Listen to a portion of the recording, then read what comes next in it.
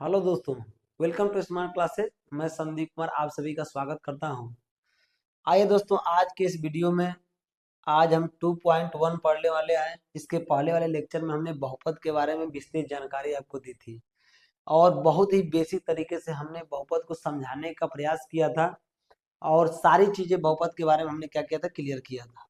आज चैप्टर की शुरुआत होने वाली है। बहुपद के जो भी चैप्टर दिए गए हैं आपके बुक में, उन चैप्टर को हम लोग क्या करेंगे, आज कवर करने वाले हैं 2.1 को। ठीक है, तो बहुत एकदम बिल्कुल आसान सा चैप्टर है। बिल्कुल आराम से उस चीज को क्या करेंगे, सीखेंगे और समझेंगे। ठीक है, तो आइए दोस्तों, इसको क्या करते हैं, शुरू करते हैं। यहाँ पर देखिए प्रश्नावली 2.1 लिखा हुआ है। कह रहा है कि किसी बहुपद px के लिए y बराबर px का ग्राफ नीचे दिया गया है। ठीक है, इस ग्राफ में दिया गया है, बहुत सारे ग्राफ है, इनको दिया गया है। तो प्रत्येक स्थिति में क्या करना है, प्रत्येक स्थिति में px के शून्यकों की संख्या ज्ञात करना है। ठीक है, तो हमें बस px के शून्यकों की संख्या, अगर py का था तो हम y अक्ष पे देखते, लेकिन कह रहा है क्या, px कह रहा है। तो px का मतलब क्या है, यहाँ ध्यान दीजिएगा।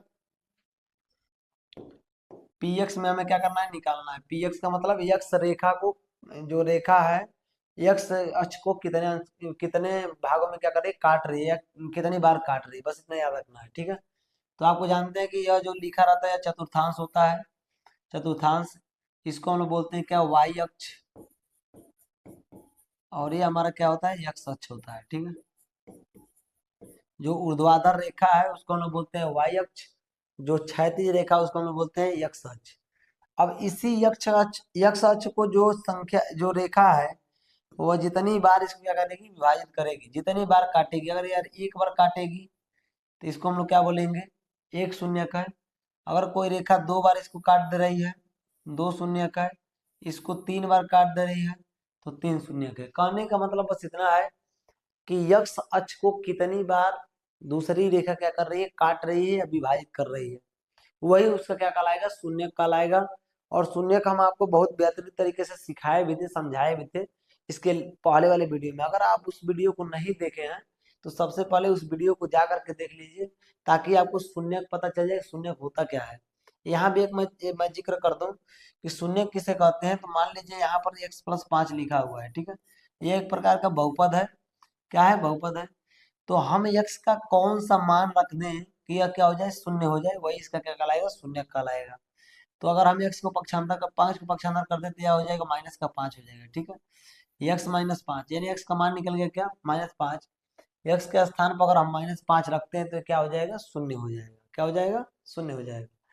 तो अगर यह शून्य हो गया तो वही इसका क्या कहलाएगा, शून्य कहलाएगा।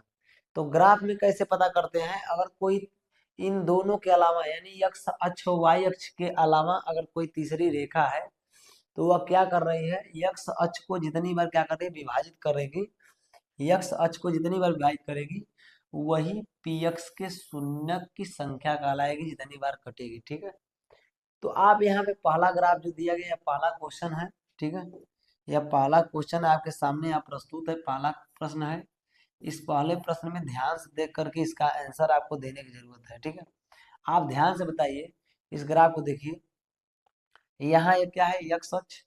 यह वाली रेखा क्या है, वाई अक्ष। यहाँ क्या है, ये एक्स अक्ष यहाँ पर दिखाई दे रहा है, और एक है वाई अक्ष। क्या एक्स अक्ष को कोई दूसरी रेखा, इनके अलावा कोई तीसरी रेखा है जो इसको काटी है, तो कहेंगे सही, नहीं काटी है, इसको कोई विभाजित नहीं की है। तो अर्थात क्या हो जाएगा, अर्थात यह हो जाएगा कि पी एक्स का कोई शून्यक नहीं है। अर्थात पी एक्स, इसका आंसर क्या हो जाएगा, पी एक्स के शून्यक, पी एक्स के शून्यक कितने हो जाएंगे, तो पी एक्स के शून्यक हो जाएंगे जीरो। कितने हो जाएंगे, जीरो हो जाएंगे। बस इतनी सी आपको बात याद रखना है कि एक्स अक्ष को तीसरी रेखा, वाई अक्ष के अलावा तीसरी रेखा कोई है जो उसको क्या कर रही है, विभाजित कर रही है, और कितनी बार कर रही है, जितनी बार विभाजित करेगी उसके उतने क्या हो जाएंगे, शून्य हो जाएंगे। ठीक है, तो इस यक्ष रेखा को, या जो तीसरी रेखा एक भी बार नहीं विभाजित की है, अर्थात इसके शून्य कितने हो जाएंगे, शून्य हो जाएंगे। चलिए, यहाँ पर दूसरा ग्राफ और तीसरा ग्राफ ध्यान से समझिएगा। यहाँ एक दूसरा ग्राफ दिया हुआ है, तीसरा ग्राफ दिया हुआ है। ठीक है, यहाँ पर क्या है, यह दूसरा है प्रश्न, और यहाँ पर क्या है, तीसरा प्रश्न है, ठीक है, तीसरा प्रश्न। अब यहाँ पर ध्यान देखिएगा, इसको देखिए, यह कितनी बार यक्ष रेखा को काटी है, ठीक है। यदि हम ध्यान से देखेंगे तो इस यह यक्ष यक्ष रेखा को यानी यक्ष अक्ष को यहाँ एक बार काटी है, बस एक बार विभाजित की है, तो इसके शून्य कितने हो जाएंगे? तो लिखेंगे पी एक्स बराबर या पी एक्स के शून्य की संख्या कितनी हो जाएगी? एक हो जाएगी। कितनी हो जाएगी? इसका आंसर क्या हो जाएगा? पी एक्स के शून्य की संख्या कितनी हो जाएगी? एक हो जाएगी, ठीक है। यहाँ ध्यान दीजिए, यहाँ इसका आंसर लिखिए, यहाँ देखिए यह कितनी बार इसको काटी है, तो कहेंगे सर जी एक तो पॉइंट पे यहाँ काट ली, एक यहाँ काट ली, कोई दिक्कत नहीं। एक देखिए यहाँ पर काटी हुई है, ठीक है, और एक यहाँ पर काटी हुई है, यानी यह एक्स अक्ष को 3 बार विभाजित की है। 1 2 3, कितनी बार? 3 बार विभाजित की है, तो अर्थात यहाँ लिखेंगे क्या? इसका आंसर हो जाएगा पी एक्स के शून्य की संख्या कितनी हो जाएगी? तो यहाँ पर हो जाएगी कितनी? 3, ठीक है। तो उम्मीद करते हैं दोस्तों एकदम अच्छे तरीके से समझ में आ रहा होगा। इस तरीके से ग्राफ बना करके आपके बोर्ड एग्जाम में क्या करता है, एक ऑब्जेक्टिव प्रश्न यहाँ से बनाएगा, ठीक है। और आपको बस पूछेगा कि शून्य की संख्या ज्ञात कीजिए, तो आसानी से आप शून्य की संख्या हम बता सकते हैं। बस आपको एक्स अक्ष को ध्यान से देखना है कि कितनी बार वो रेखा क्या कर रही है, कितनी बार वो विभाजित कर रही है, ठीक है। चलिए अगले प्रश्न की ओर देखिए, यहाँ पर देखिए ध्यान से, यह हमारा क्या है? चौथा प्रश्न है, सॉरी चौथा ही प्रश्न है, यह चौथा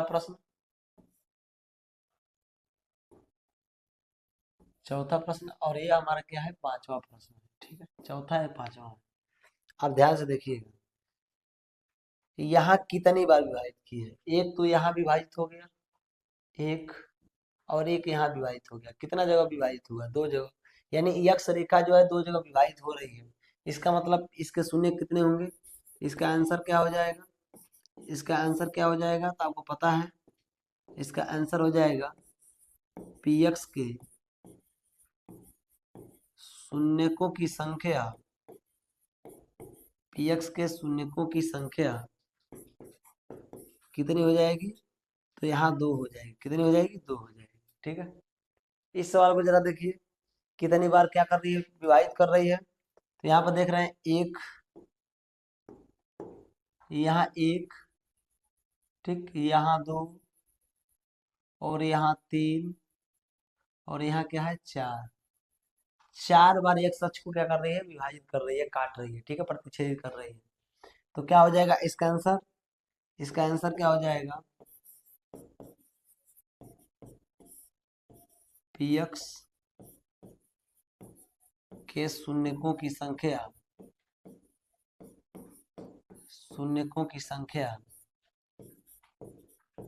कितनी हो जाएगी? तो यहाँ हो जाएगी 4। 4 जगह क्या कर रही है? इसको विभाजित कर रही है। तो पी एक्स के शून्यकों की संख्या कितनी हो जाएगी? 4 हो जाएगी, ठीक है। चलिए अब ये लास्ट प्रश्न को ध्यान से देखिए, लास्ट प्रश्न है, ठीक है। लास्ट प्रश्न को देखिए आप, यहाँ कितने जगह विभाजित करते हैं? यहाँ तो एक यहाँ हो गया, एक पॉइंट यहाँ है 2, और एक यहाँ है, कितना हो गया? 3। कई बार इसको 2 मत काउंटिंग कर लीजिएगा, एक बिंदु को टच करके जा रही है, ठीक है। तो बस कितनी बार विभाजित कर रही है? 3 बार, ठीक है। तो यहाँ लिखेंगे आंसर क्या हो जाएगा इसका? इसका आंसर हो जाएगा पी एक्स के शून्यकों की संख्या पी एक्स के शून्यकों की संख्या कितनी हो जाएगी? 3 हो जाएगी, ठीक है। पी एक्स के शून्यकों की संख्या कितनी हो जाएगी? 3 हो जाएंगी। मैं आशा करता हूं दोस्तों कि यह चैप्टर आपको बिल्कुल अच्छे तरीके से समझ में आ गया होगा। बस इतना ही सा था आपके चैप्टर में सवाल। हमने क्या किया, आपको बेसिक तरीके से समझाने का प्रयास किया। उम्मीद करते हैं दोस्तों आपको बहुत ही बेहतर तरीके से चैप्टर समझ में आ रहा होगा। ये सीरीज जो चल रही है, इस सीरीज का आप बेहतर तरीके से लाभ ले पा रहे होंगे, और मैं आशा और इसी उम्मीद के साथ आपके लिए खड़ा हूँ कि आप मेहनत करके 100 में 100 जो मेरा टारगेट है उसको पूरा करेंगे। मिलते हैं नेक्स्ट वीडियो में, तब तक के लिए।